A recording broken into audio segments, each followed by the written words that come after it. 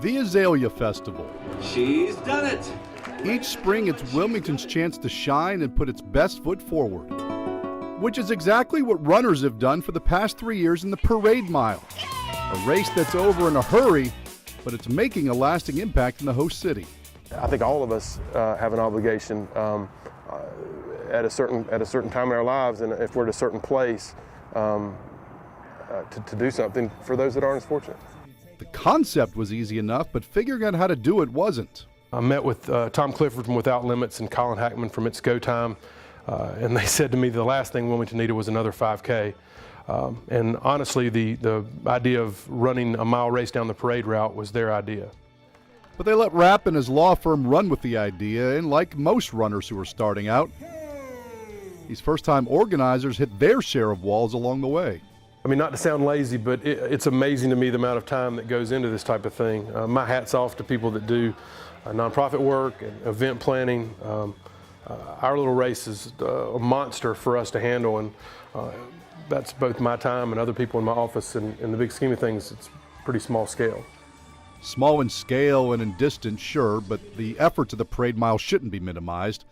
The money raised each year by the event goes to a local nonprofit where even a little can go a long way. We've gone from the first year raising about $3,500 to last year was somewhere between $11,000 and $12,000. So I mean, you know, and again, for Team First Book, that was a huge chunk of money and a lot of books. So hopefully this year we're hoping to exceed that. One of our partners, associate partners, First Book, was the last year's recipient of the funding from the Parade Mile. And they came here when they were working with First Book, and this year they contacted us and said, we just see the good things going on. The Joanne Carter Harrelson Center in downtown Wilmington is as close to a one-stop shop of nonprofits that you can get.